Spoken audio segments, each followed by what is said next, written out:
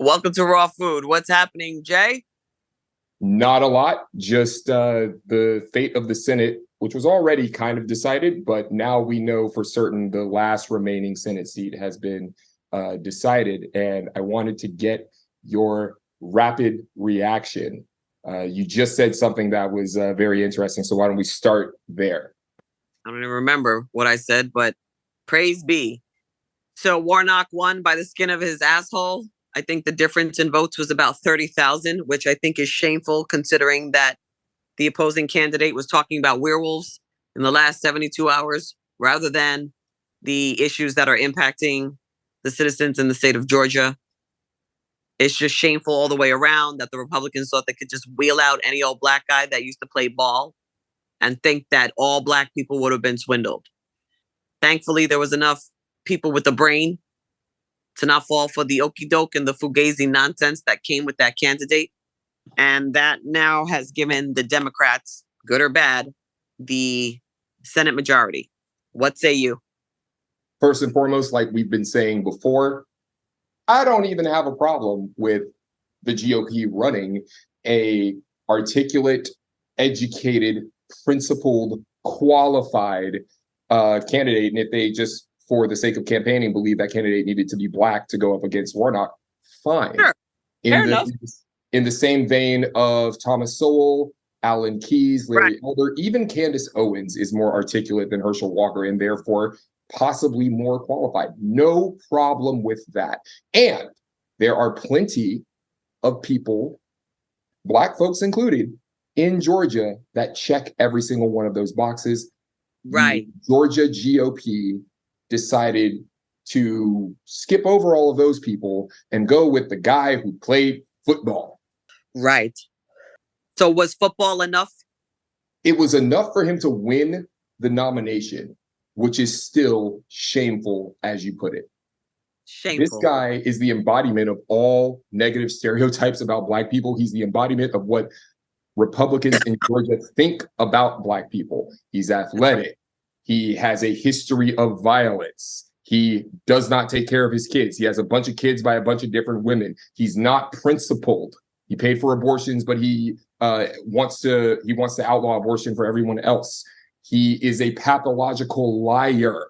He has low character. He's all of the things that they think about us. And then they held him up and said, hey, all of you niggers, here's a role model for you because we said so. Right. And then they wheeled out Mr. Bojangles with him and his football, a guy who has admitted to having multiple personalities.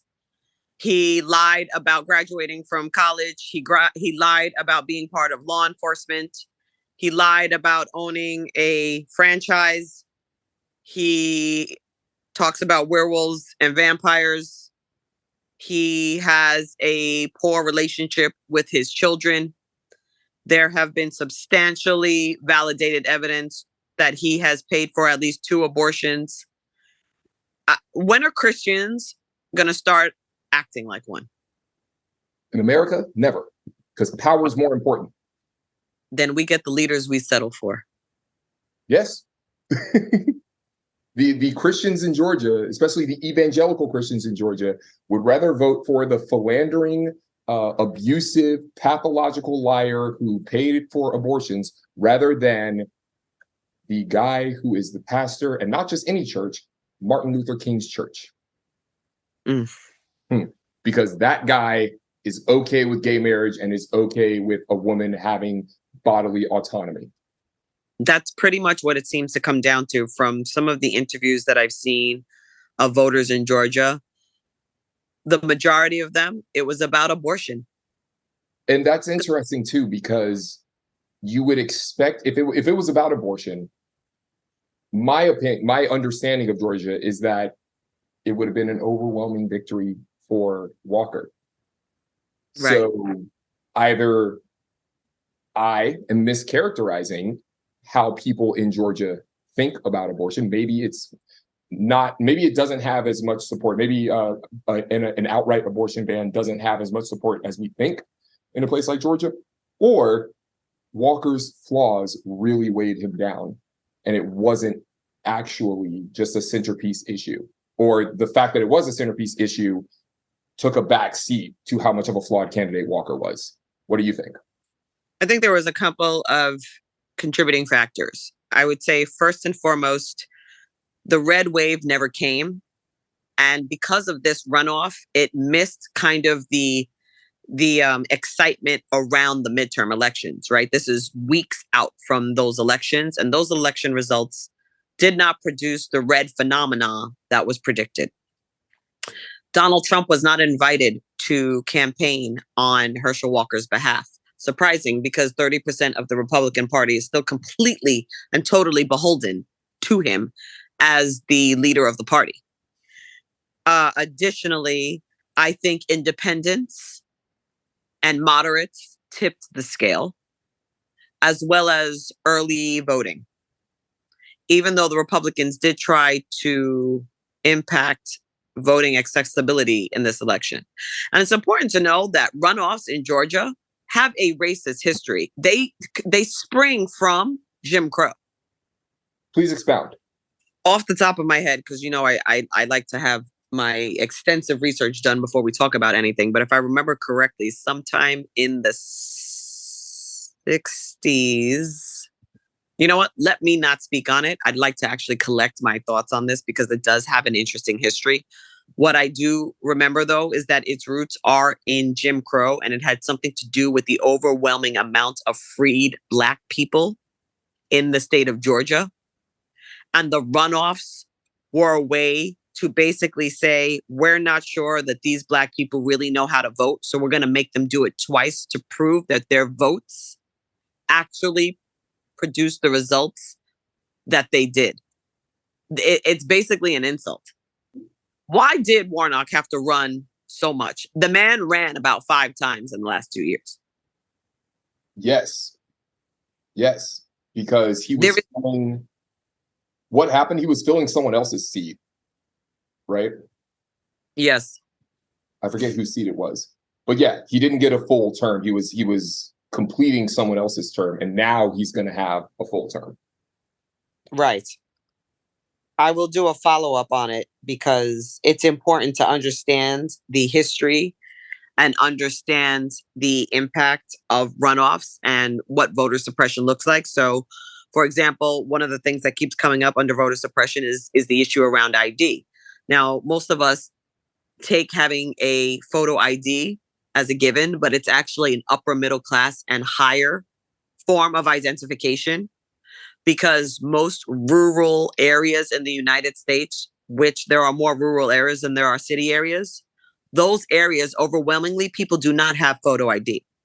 What it takes to get photo ID is a series of steps that if you are poor or working class or working poor, you don't have the means to get. First of all, the overwhelming population of people in small towns in the South and the Appalachians tend to be people who are descendants of slaves, meaning none of their ancestors had identification because they were never legal citizens at the time. If you come from a family that doesn't necessarily have photo ID, you may have to go get the different elements needed to get one form of photo ID. So if you need a passport, you need a driver's license and a couple of other forms of ID. In order to get a driver's license, you have to have a social security number. In order to get that social security number, you need to have a copy of your original birth certificate.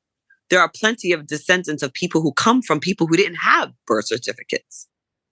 So how can you get photo ID? Now, if you're going to go through those steps and actually make the effort to get the ID, now you have to take off work because you have to go to DMV, or you have to go to the Social Security office to get a replacement Social Security card. That's a day off work, that's gas money, and that's money to actually get the replacement.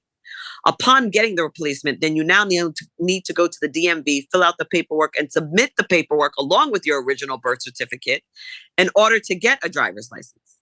These are days off from work. This is money. And in most of these rural areas, the DMV is anywhere between 20 to 45 to an hour away.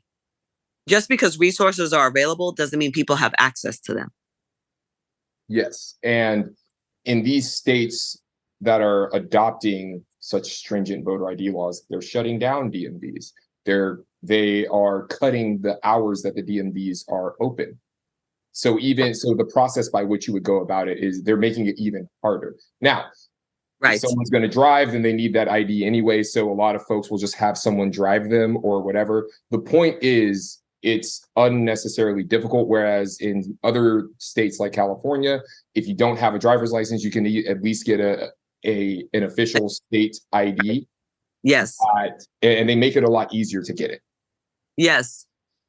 Because they actually want you to have one.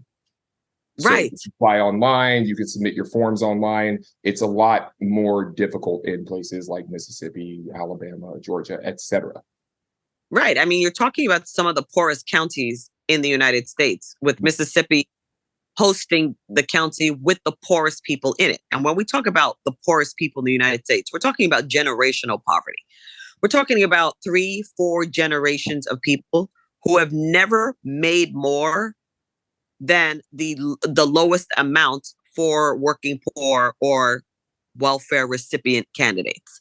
We're talking about those amongst us that really are the poorest amongst us, which is what made what Brett Favre did so wrong. And again, if we're going to be burning Kyrie Irving at the stake and Kanye West at the stake, I'm wondering why we don't have that same fervor from somebody who stole millions of dollars from the poorest people in the United States outside of the Native American community. Shame on us. We get the leaders we settle for, so don't complain. Yeah, I agree with that. Brett Favre should not only be in jail, he should be under the jail. And it is amazing how fast the media has moved on from discussing Brett Favre. It is disappointing that not even sports media is covering everything he's done and all the other people that he was in cahoots with. Yes. You can only hope that the news cycle will spin back up when criminal charges or a grand jury, when something happens. Because particularly with Mississippi, and not getting off topic, but just wanted to point out, there are some folks that are more mad about Deion Sanders leaving Jackson State than Brett Favre and what Brett Favre did. And also are upset with Kyrie Irving for posting the link than for Jeff Bezos for hosting that movie and the producers on his streaming service. Well, I agree with Jeff Bezos leaving hosting the movie, because I believe you should still be able to buy it. I believe you should be able to buy a copy of Mein Kampf on Amazon or whatever. I don't believe in that level of censorship. If for nothing more than someone doing research on hate speech. Right. Agreed. I don't think we should be censoring any human thoughts. I think we as a society should be coming up with our own moral code as we evolve into better beings, based on the presumption that when we know better, we do better. But perhaps we don't. Right.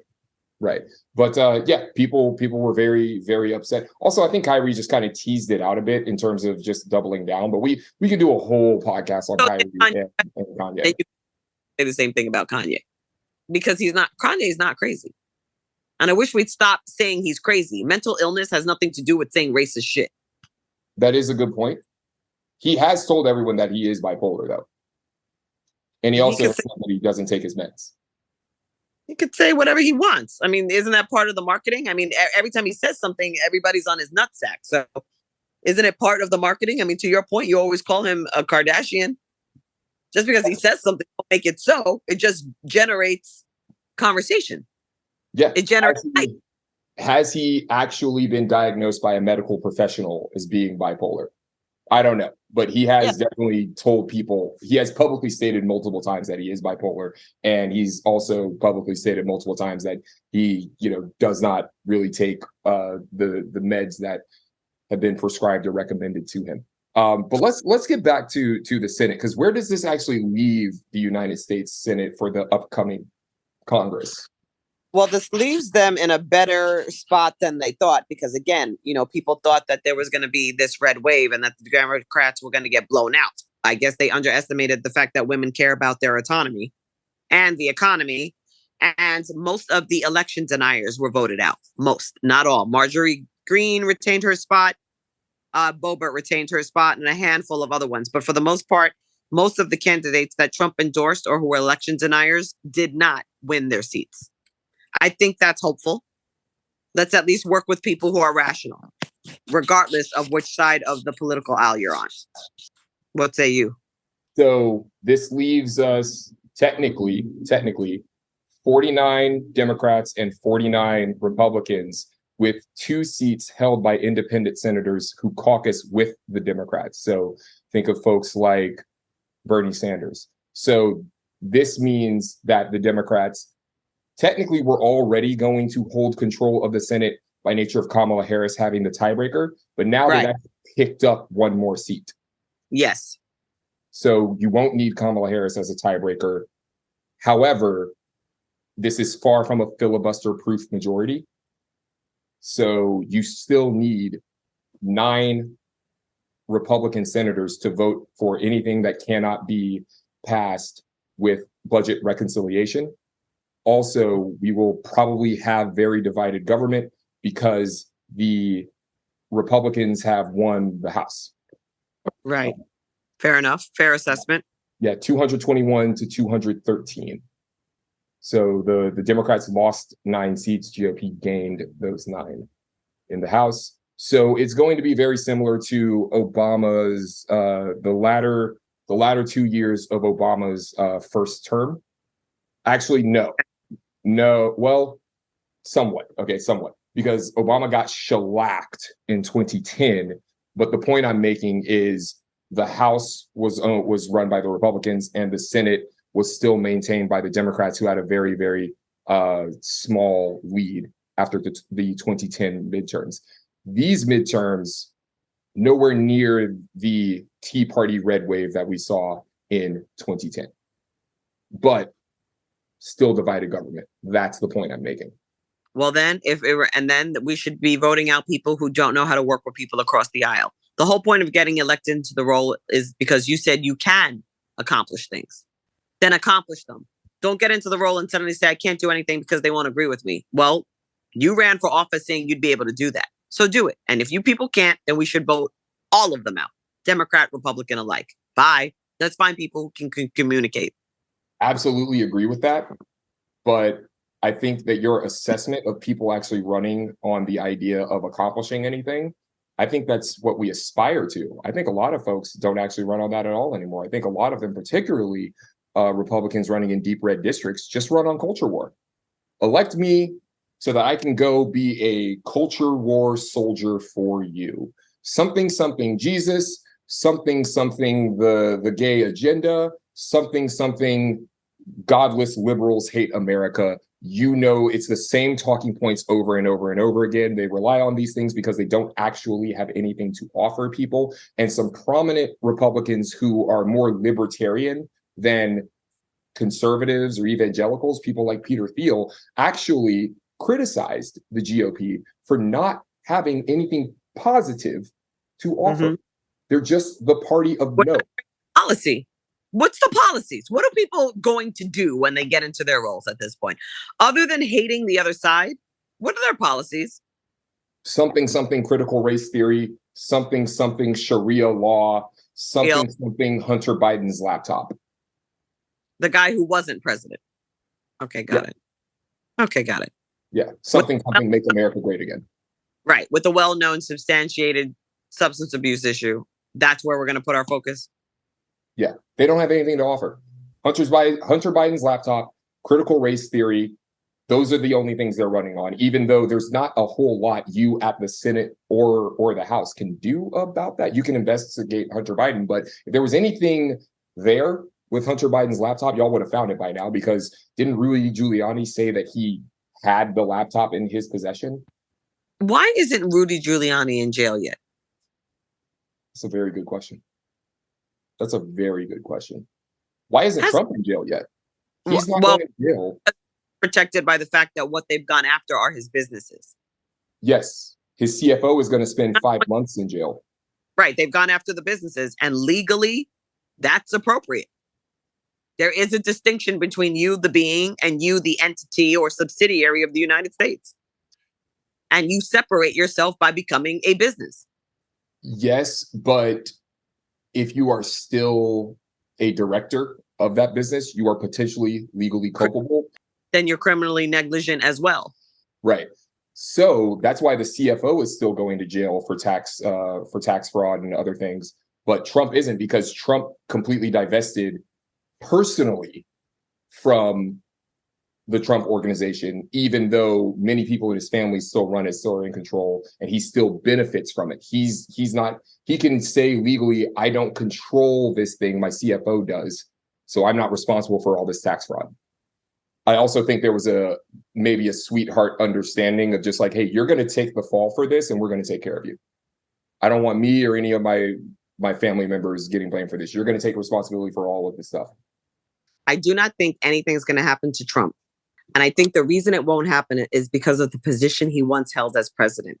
The protection he's getting, it's not for him personally, it's for the position he held. They don't want any president to be able to be criminally charged. I hope you're wrong, but I worry you're right. We will see what happens with the charges that are hopefully coming for what he did with classified information. I was hoping they'd get him on tax fraud, but his ass is not going to go to jail for that, unfortunately. But what he did with that classified information is fucking illegal.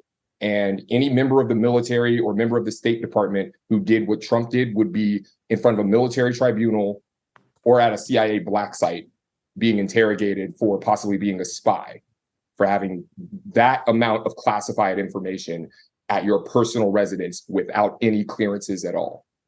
Clearances, approvals, etc. Good luck, Earth, on this episode of Raw Food.